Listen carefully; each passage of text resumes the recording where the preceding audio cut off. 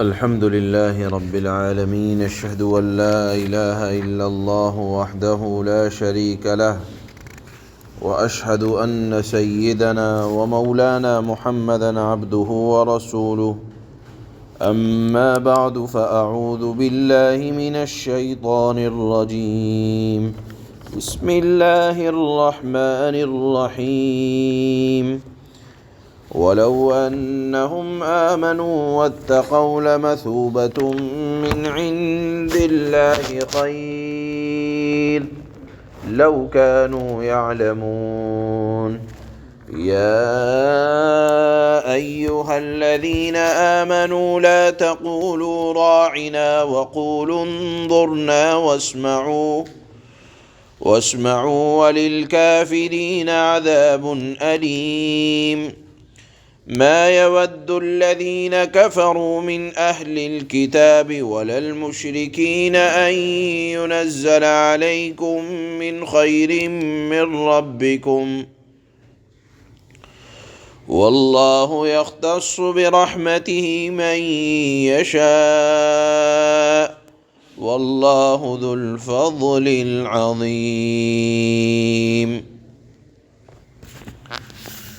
کل کی آیات میں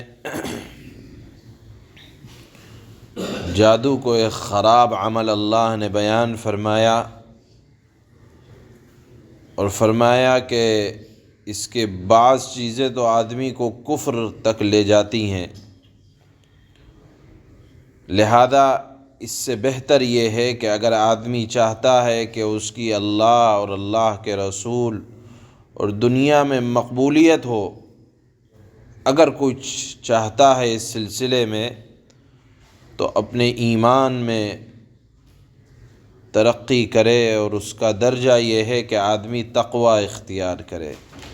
اللہ نے جو مقام بڑے لوگوں کو دنیا میں دیا، جو جتنا بڑا متقی ہوا اتنا اللہ نے عزتوں سے نوازا۔ عزتوں کے فیصلے اللہ کے دربار سے ہوتے ہیں۔ دنیا میں کرتب دکھا کر، شعبدِ بازی دکھا کر، غلط سلط باتیں کر کے مقام نہیں ملا کرتا۔ اللہ نے فرمایا وَلَوْ أَنَّهُمْ آمَنُوا وَاتَّقَوْا لَمَثُوبَةٌ مِّنْ عِنْدِ اللَّهِ خَيْرٌ۔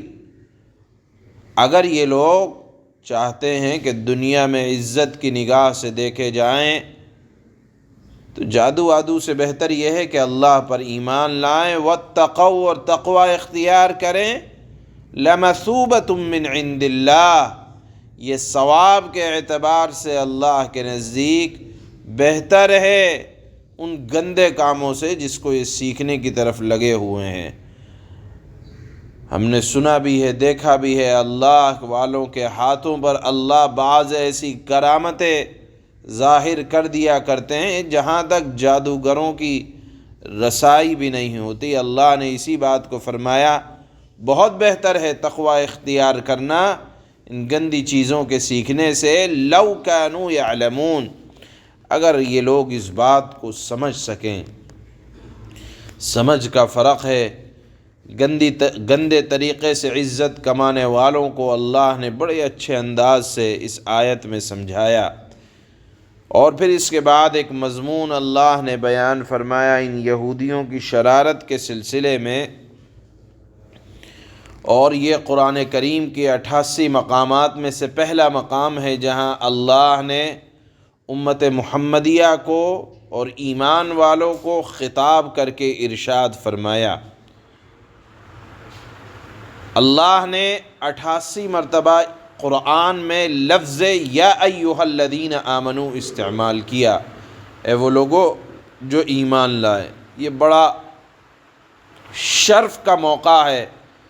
اللہ نے اس امت سے پہلے جتنی امتیں گزری ہیں، کہیں امت کا لفظ، کہیں ایمان والوں کا لفظ کہہ کر خطاب نہیں کیا، بلکہ اس لائق نہیں سمجھا، اور ان کے نبیوں کو خطاب کیا، یا ایھا النبی، یا ایھا الرسول، یا براہ راست اپنے پیغمبروں کا نام، یا ابراہیم، یا موسیٰ، یا عیسیٰ، یا سلیمان، یا داؤد، کہہ کر مخاطب کیا، لیکن اس امت کی خصوصیت یہ ہے کہ اللہ نے اپنے نبی کو تو مخاطب کیا ہی کیا ہے، ساتھ میں نبی پر ایمان لانے والے لوگوں کو اللہ نے مخاطب کیا۔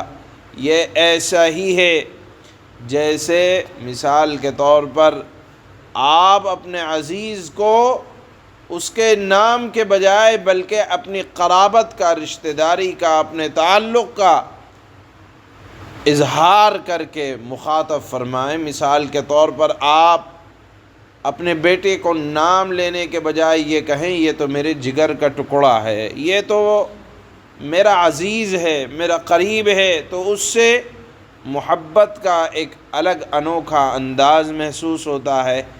اللہ نے بھی یہاں ایمان والوں کو اس تعلق سے پکارا ہے قرآن کریم میں 88 مقامات پر، جس سے اللہ کی محبت کا اندازہ ہوتا ہے۔ بہرحال یہ ایک شرف کا مقام ہے۔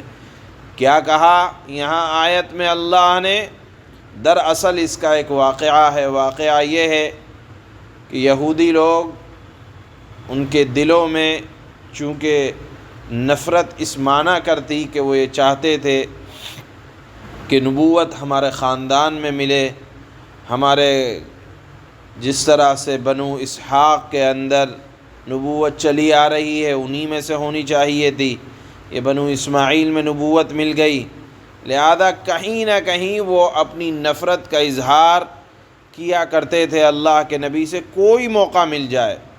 چنانچہ آتے تھے آپ کی مجلس میں، ایک لفظ ہے جس کے معنی آتے ہیں کہ ہماری طرف آپ توجہ فرمائیں، اس کے لیے عربی میں راعنا، جلدی سے، عین کو کھینچے بغیر جلدی سے پڑھنا، اس کے معنی آتے ہیں آپ ہماری طرف اپنی توجہ فرمائیں، یعنی ہم آپ کی اس کا بظاہر مطلب یہ ہوتا ہے کہ ہم آپ کی مجلس میں آئے ہیں دین سیکھنے کے لیے، سمجھنے کے لیے، آپ کی توجہ کے ہم طالب ہیں، چاہتے ہیں کہ آپ ہماری طرف ذرا سی توجہ کر دیں تاکہ ہم دین سیکھ لیں۔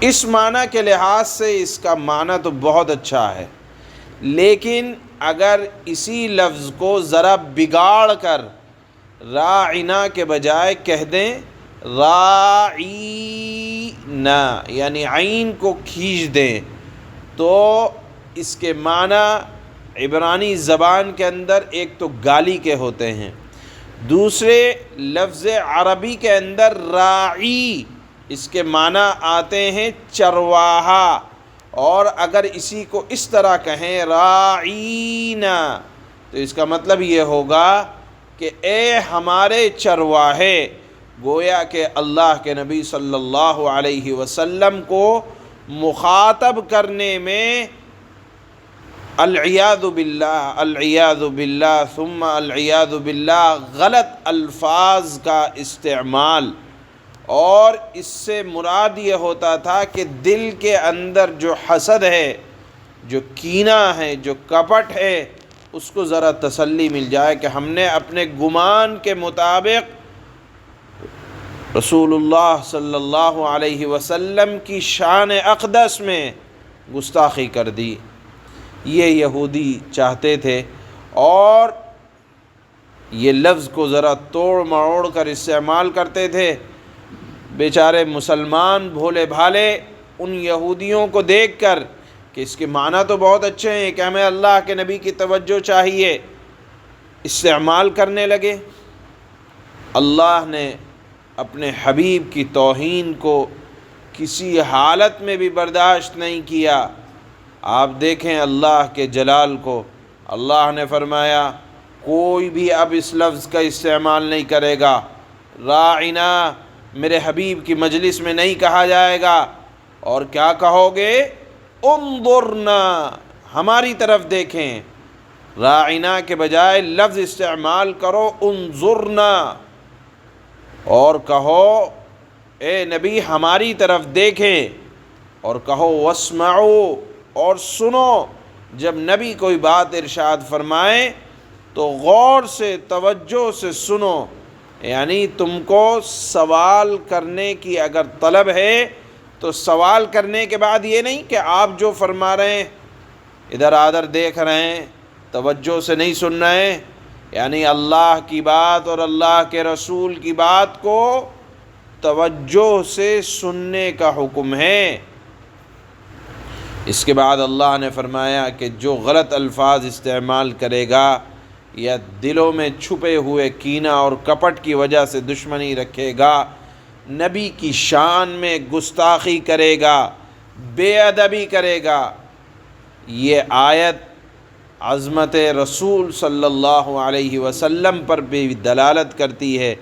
اللہ نے فرمایا جو بھی میرے حبیب کی شان میں بے ادبی کرے گا، اس حرکت کی وجہ سے وہ کافر ہے، انکار کرنے والا ہے، اور اللہ اپنے حبیب کی بے ادبی، گستاخی کو برداشت نہیں کرتا۔ فرمایا اللہ نے وَلِلْكَافِرِينَ عَذَابٌ أَلِيمٌ، ایسے نافرمانوں کے لیے سن لو بڑا دردناک عذاب ہونے والا ہے۔ اس کے بعد اللہ نے فرمایا اہل ایمان چونکہ یہودی آتے تھے اور یہ لفظ استعمال کرتے تھے تو سمجھتے تھے کہ شاید ان کے دل میں ہمارے متعلق کوئی نرم گوشہ، نرم رویہ ہو گیا ہے، تو محبت کرنے لگتے تھے۔ اللہ نے فرمایا مَا يَوَدُّ الَّذِينَ كَفَرُوا مِنْ أَهْلِ الْكِتَابِ وَلَا الْمُشْرِكِينَ، کہ یہ اہل کتاب میں چاہے یہود ہوں، نصارہ ہوں، دہریے ہوں یا مشرکین ہوں، کوئی نہیں چاہتا، کوئی بھی اس بات کو پسند نہیں کرتا، کس بات کو کہ أَن يُنَزَّلَ عَلَيْكُم مِّن خَيْرٍ مِّن رَبِّكُم، کہ تم پر اللہ کی طرف سے کوئی خیر نازل ہو۔ مشرکین تو یہ چاہتے تھے، یعنی جو مکہ کے رہنے والے تھے یا مدینہ منورہ کے میں ارد گرد کے رہنے والے یہود و نصارہ ہوں، مشرکین تو یہ چاہتے تھے کہ بنو ہاشم کے اندر کیوں نبوت آ گئی، سارے عرب انہی کی طرف متوجہ ہو گئے خاندانی عصبیت کی وجہ سے، اور اہل کتاب یہ سمجھتے تھے کہ نبوت کے حقدار تو صرف ہمارا خاندان ہے، خاندان سے باہر نبوت کیسے چلی گئی؟ لہذا اللہ نے فرمایا یہ الکفر ملت واحدہ، تمام اللہ کا انکار کرنے والے یہ ایک ملت ہیں، یہ نہیں چاہیں گے کہ تمہیں اللہ کی طرف سے کوئی نعمت ملے، یہ سمجھتے ہیں کہ اللہ کے لاڈلے تو بس ہم ہیں، یعنی چاہے نصارہ ہوں یا یہود ہوں یا مشرکین ہوں۔ یہ مشرکین مکہ یہ چاہتے تھے کہ ہم کعبے کی خدمت کرنے والے ہم لوگ ہیں، ہم اللہ کے لاڈلے ہیں۔ نصارہ یہ کہتے تھے کہ حضرت عیسیٰ اللہ کے بیٹے ہیں، ہم اللہ کے لاڈلے ہیں۔ یہودی یہ سمجھتے تھے کہ انبیاء کا سلسلہ ہمارا خاندانی ہے، اور ہم کچھ بھی کریں ہمیں ہمارے خاندان والے بچا لیں گے۔ اللہ نے فرمایا واللہ یختص برحمتہ من یشاء، یہ سمجھتے ہیں کہ اللہ کی رحمت ہمارے ساتھ خاص ہے۔ اللہ فرماتا ہے اللہ تعالیٰ اپنی رحمت کے ساتھ جس کو منظور ہوتا ہے مخصوص فرما لیتے ہیں۔ اللہ کی رحمت عام ہے، جس کو چاہتا ہے نواز دیتا ہے۔